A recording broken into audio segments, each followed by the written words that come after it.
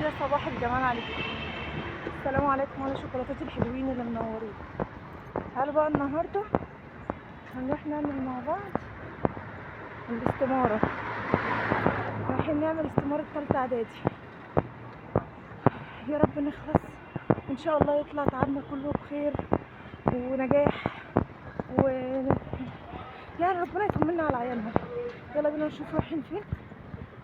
اول حاجة بقى متجهين اليها هي البوسطة عشان نطلع استمارة تالتة اعدادي. ربنا يسهل ان شاء الله ونخلص على طول، ما نبقاش هنتذنب.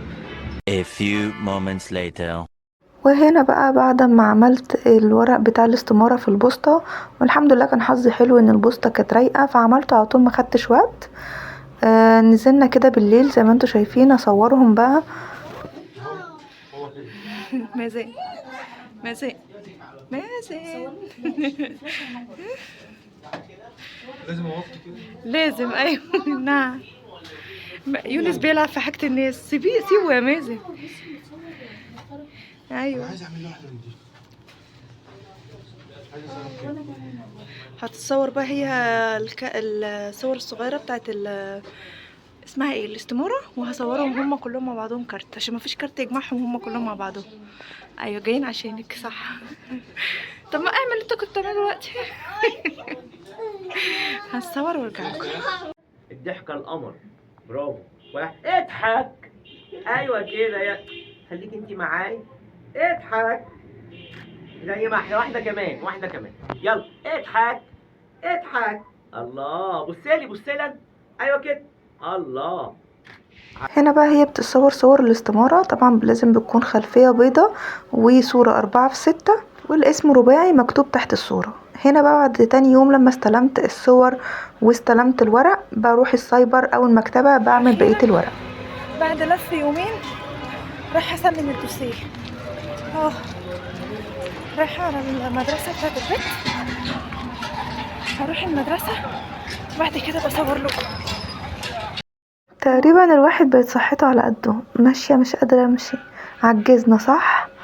يلا خلينا بقى ايه ادعولنا كده ربنا يدينا الصحة ونكمل مشوارنا مع عيالنا كده. انا في اتجاهي الى المدرسة.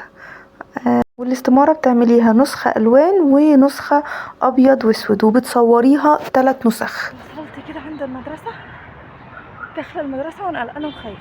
قلقانة وخايفة ليه؟ خايفة اكون نسيت ورقة، نسيت حاجة تكون مطلوبة، فربنا يستر. اخش اسلم كده الدوسيه بتاع سما بنتي للاستمارة. هخرج من المدرسة واعرفكم ايه الحاجات اللي انا عملتها عشان اخلص الاستمارة وكلفتني في حدود كام. هخرج من المدرسة كده واقول لكم كل حاجة. اوكي يلا استنوني.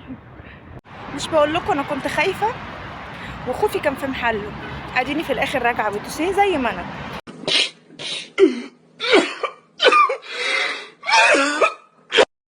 ليه؟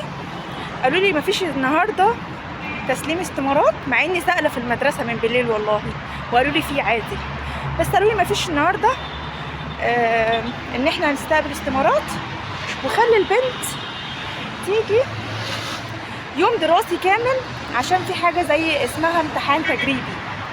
فللاسف هي بنفسها هتيجي عشان تعمل الامتحان التجريبي ده، و للاسف هرجع يا مولاي كاني ما جيت. يعني من الاخر يا ريتني ما كنت خرجت من باب بيتنا. الحمد لله هو نصيبي ومشوار، والحمد لله اني عملته يعني. وكويس ان انا برضو جيت عشان اعرف ان في اصلا يوم الاثنين مدرسه، وانها لازم تيجي تعمل امتحان تجريبي. فان شاء الله على خير يا رب. هخرج بس من المكان وارجع اقول لكم بقى ايه البيانات. استنونا. مش عارفه اقول لكم ايه، بس قد ايه الموضوع مضايقني جدا والله العظيم. الحاجه الوحيده اللي انا مبسوطه منها ان انا شفت شكل السما. شايفين شكل السما حلو قوي ما شاء الله، لونها حلو قوي وشكل السما جميل. على قد ما الجو ده اداني طاقه حلوه ان انا اقدر اروح اكسر البيت وادغدغه ترويق، على قد ما اتضايقت. الحمد لله. تعالوا بقى نقول ونرتب كده احنا عملنا ايه عشان الاستماره. اولا انا رحت عملت جبت من البوسطه، قلت له عايزه دي اول حاجه. بعد كده اتجهت ان انا اعمل الصور بتاعه الاستوديو، لازم طبعا صور حديثه السنه. بعد كده بتروح للسايبر تعمل الورق برضو او الالكتروني، استمارة الكترونية. وده طبعا لازم الصور تكون معاكي والورق بتاع البوسطة يكون معاكي عشان تعرفي تعملي الورق بتاع السايبر. وبعد كده بتخلصي كل الاوراق دي بتحطيها في الدوسيه، تتوكلي على الله تروحي المدرسة. بس للاسف بقى انا لما رحت المدرسة زي ما انتوا شفتوا كده رجعوني عشان ما فيش النهارده استلام استمارة. بس بعد ما وصلت طلبوا مني كمان ان انا اعمل شهادة ميلاد السنة بتاعت السنة دي، فده برضو لازم من ضمن الاوراق اللي هتتعمل. كلفتني كلها كام؟ يعني في حدود 350 بالمواصلات بكله. طبعا انتوا بقى تقدروا ان انتوا حسب الدنيا عندكم ممكن تكون الاسعار مختلفة، لان احيانا بتكون في اختلاف ما بين السايبر والتاني، في اختلاف في اسعار حاجات تانية. فربنا معاكم وان شاء الله ادعوا لي بس ان هي ايه هما لازم ان سما هي اللي تروح تسلمها، فان شاء الله ربنا يكرم ولما تسلمها ما يطلعلناش بحاجه تانية او ورق تاني. مش عارفه بقى انزل لكم الفيديو قبل ما هي ما تروح تسلمه ولا استنى لما تسلمه عشان لو في حاجه جدت، مش عارفه لسه هشوف ايه الدنيا. تمام، هتوكل على الله. انا بقى دلوقتي هروح القسم او البوسطه اطلع منه الشهاده.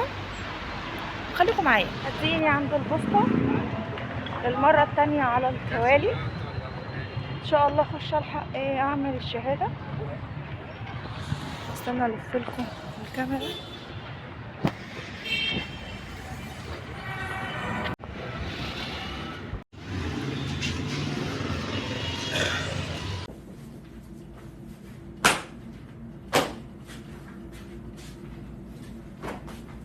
وادي المشكله التانية اللي واجهتني.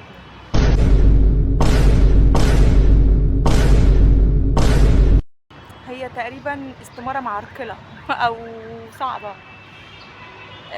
الشهادة ما بتطلعيها من البوسطة للأسف ما بتستلميهاش فوري، بتستلميها بعدها استلام بعد يومين، يعني المفروض ان انا استلمها بعد بكرة. اما لما بتطلعيها من القسم اللي هو السجل المدني بتستلميها في ساعتها، فللأسف هضطر ان انا استنى يومين عشان استلمها. الحمد لله، قدر الله ما شاء فعل، هعمل ايه؟ هستنى بقى. اما استلمها اديها بقى لبنتي واشوف اذا كانوا هيستلموها ولا هيطلعوا لي بحاجه تانية. ناس تقول لي المفروض تطلعي شهاده وناس تقول لي لا، فهشوف ايه الدنيا. ربنا يكرم، ادعوا لي. اخيرا وصلت عند البيت الحمد لله. قولوا لي الحمد لله على السلامه. السبب بقى اللي خلاني ما اعملش الشهاده في السجل المدني او في القسم الزحمه. للاسف بتبقى زحمه جدا جدا جدا. الحمد لله. اروح بقى اطلع البيت استريح الاول من اللي انا شفته وبعد كده اقوم اشوف اللي ورايا. لحد كده بقول حلو قوي كده عليكم، دوختكم معايا صح؟ يلا هستودعكم الله الذي لا تضيع ودائعه. متنسوش تصلوا على الحبيب المصطفى صلى الله عليه وسلم، واسيبكم في رعايه الله. مع الف سلامه، باي باي.